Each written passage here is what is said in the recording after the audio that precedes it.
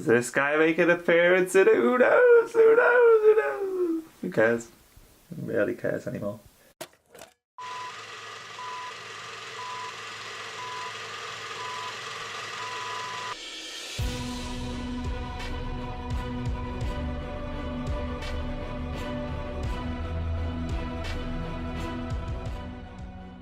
Hello, I'm Joe, and on this episode of Rookie Review, we'll be dissecting Sony's latest attempt of getting in on the superhero genre with their version of Venom. Did they deliver the goods, or did they fail miserably, as we all feared? Yes, Sam Raimi's first two Tobey Maguire efforts were genre-defining, but that was well over a decade ago. It's 2018, and we live in a current cinematic climate where a Justice League movie isn't even a guaranteed slam dunk.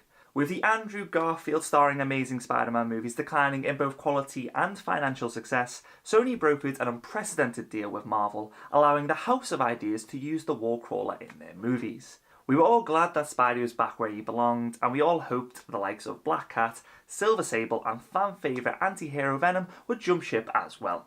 But sadly this was not meant to be, as instead of all the Marvel characters being under one stable, successful, warm and cosy roof, there are now There are now two completely separate cinematic continuities we have to contend with. One is a multi-billion-dollar franchise which consists of literally every Marvel character under the sun, bar Namor.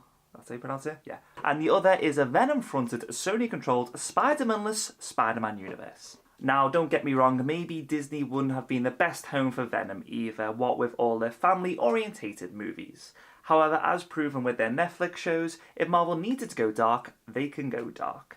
The only hope we all hung on to was that Sony was going to avoid the same mistakes Warner Bros. Made with Suicide Squad, and instead take a leaf out of Fox's crude and rude billion-dollar Deadpool franchise and go all in on a hardcore R rating, and give us a violent, brutal and scary movie that Disney could only dream of producing. So what did we get? Though the intense and brutal action did take us right up to the line of an R rating, we ultimately got a movie that feels like it was written and produced in 2004, not 2018.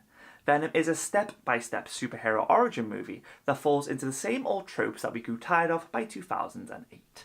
The movie begins with a symbiote specimen escaping from a spaceship which has re-entered the Earth's atmosphere and has crashed. This is all we get with regards to the creature's introduction to Earth, and personally I wanted to see more of this, as this would have allowed the movie to have a more bigger scale and lean more so on the tropes of a sci-fi horror akin to Alien, rather than being generic and bland. Venom being a horrific and unsettling movie could have been capitalised with the scenes showing human trials interacting with the symbiotes later on in the movie. If there was ever a comic book that would have made the perfect body horror movie, this was it. Alas, they decided a safe nostalgia trip back to the noughties was what the Doctor and the box office ordered. Speaking of box office, Sony did one thing right by casting one of the very few legitimate bankable movie stars of the modern age with Tom Hardy starring as Eddie Brock. Brock is an anti-authoritarian reporter, bad boy with a heart of gold. To be fair, Hardy gives a tremendous amount of energy and enthusiasm in the role, and you can tell he's having fun with it. But considering he is one of the finest actors of his generation, there are certainly some questionable acting choices, from his wacky New Yorker accent to his frenetic interaction with the symbiote. I'm surprised they had any set left considering how much of the scene Hardy chews from start to finish. The humour can also be quite slapstick, childish and dated, which isn't really what I wanted from a Venom movie. Venom as a character is initially introduced as something quite sinister and evil, uncaring and ruthless, killing without prejudice. But through the course of the movie he turns more so into Hardy's comedic sidekick, spouting lines that didn't survive the cutting room floor of Deadpool. The look of Venom in this movie is perfectly fine, the CGI may be hit and miss at times, but overall the design of the larger-than-life symbiote shouldn't be displeasing to even hardcore fans. Regardless, it is certainly an improvement over Topher Grace's rather svelte Venom from Spider-Man 3. From his gaping mouth with crooked teeth to his bulging overgrown muscles and slanted menacing eyes, the look is spot on, though his powers and abilities are incredibly vague, and there is little to no variation in look to Riz Ahmed's own symbiote, Riot. Throw in the symbiote characters having a vague backstory from another planet, and when they clash in an indistinguishable CGI mess, it feels like you're watching a Transformers movie. which is not a good thing. Ultimately and frustratingly, for the second time, I just don't believe they got the character of Venom right, which, considering he is the centrepiece of this movie and not just a support, like in Spidey 3, means this movie isn't a resounding success by any stretch. Though the creature looks physically daunting and certainly has the look of a true monster, by the end of the movie he comes across as, dare I say, cute?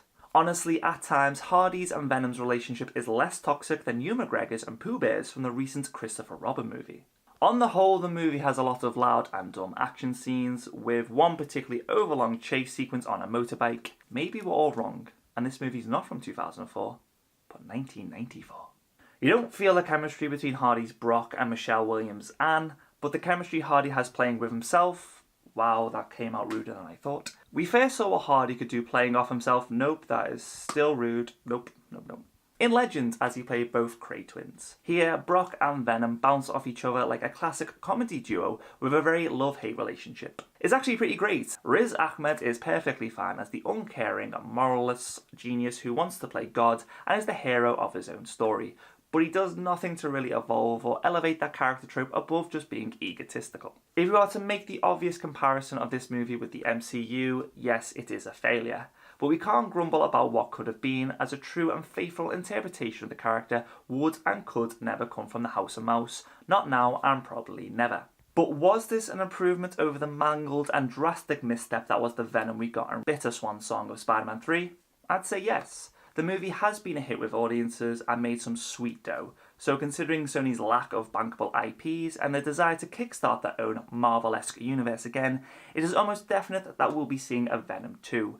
And when you consider the mid-credits scene at the end of this movie, maybe the sequel can capitalise on this installment's mistakes. I therefore give Venom a mightily generous 3 out of 5 rookie reels. Well, that was our review of Venom. Tell us what you thought in the comments below, and don't forget to like, share and subscribe as we continue to dissect the best and worst of 2018. Until next time, bye now. But that was well over a decade ago. I've got hair in my mouth. Oh, sticky. Which consists of literally...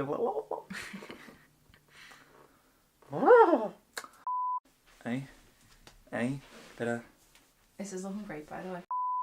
Liked what you saw and have an interest for travel and adventure? Check out our other YouTube channel, Roman Rookies, as we travel across 14 countries in an 11-month whirlwind of fun and excitement. Just click here or the link in the description below. Thanks for watching.